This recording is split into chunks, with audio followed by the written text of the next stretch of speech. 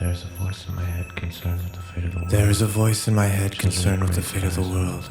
The children of grey skies are mounted high above the clouds, and ricochet-mountaineer-getups awaiting the fall of the world. I am one of these children. We can see for miles and miles the plains of the great devoured lake stretch far beyond the eyes of narrow sighters. Into the depths of emotion, one stifles the forges of creation, endeavouring to resuscitate the lost art of living. Murderous crows perch perplexingly on great sheets of ice, the scattered remnants of distorted oblivion. My courage to break free from death is witnessed only by the silent winds of the north, whose voices echo the fate of the world. The void began a million parsecs from the edge of the infinitum. A great microbe spoke of the ensuing destruction to his fellow microbians. Behold, the edge of nowhere is approaching. The last days of life will crumble in the fall of the world.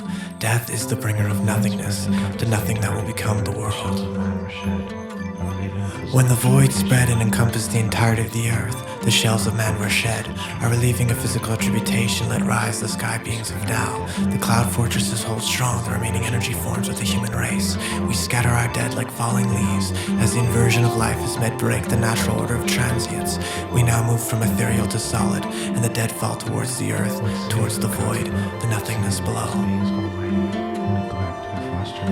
What say you of the gods above? What say you of these beings almighty, who neglect, who foster not our care, who nurture not our wounded, our broken men? I speak on behalf of no one, and no one speaks on behalf of me. I take part in no games, no races, no times, no places, no if, buts, commas, spaces, rating literealis, statickanesous, the philosophical diseasus. I take part in no arrows or bows or teardrops or rainclouds.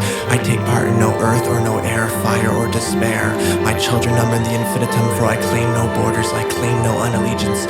I am a being of no being, I am a product of the void, I am a product of evolution. I am the result of the great change, I am the invisible man. Many years ago, the world was a very different place indeed. The trucks moved like trucks, the cars like cars, the planes like planes, and the people walked and stepped across the cobblestone concrete jumbles to extricate their time in ways fit for an insect to swine. Many years ago, the tubes ran in circles and the currents held the hopes of electrical impulse, men forgetting themselves on their way to work and school and bars and social events, and forgetting along the way that the tubes ran in circles and they were truly getting nowhere. The nowhere preceded the nothingness. It laid the groundwork for the void. The men and women and children went into their no spaces to learn of nothing and speak of nothing to each other. The nothingness in their voices, in their minds, laid the groundwork for the void. The basketball players and baseball players and football players fought fervently in futility for a meaninglessness which could have only taken meaning in a world without, and so also laid the groundwork for the ensuing void. I was young then, see. Perhaps I was already dead then, see. Death was life, and you could hear it on the radio, on the television, the comedy and paltry of the times, you see. Nothing sold very well, nothing was the rage, nothing was trending without ending, and laid the groundwork for the void. In most children there is too much something. One's job is to make that something into nothing. And the tubes which ran trains, and the trains which ran people, and the people which ran corporations, the corporations which ran electrical currents, all helped in fostering the proper development of the something child into the nothing child. It was very important to become nothing as soon as possible. Nothing was celebrated. Nothing made sense.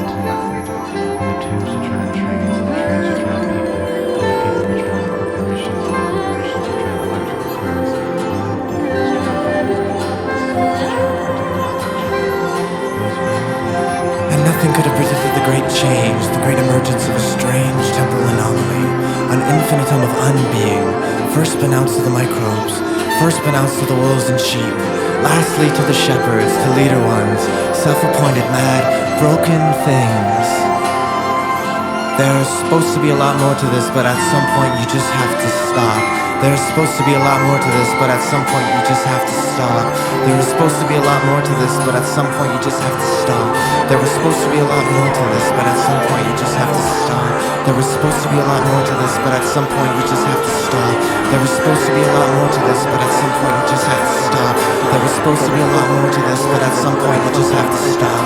There was supposed to be a lot more to this, but at some point you just have to stop. There was supposed to be a lot more to this, but at some point you just have to stop. There was supposed to be a lot more to this, but at some point you just have to stop.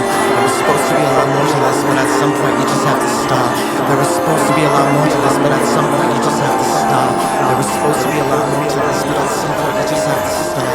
There was supposed to be a lot more to this, but at some point you just have to stop. There was supposed to be a lot more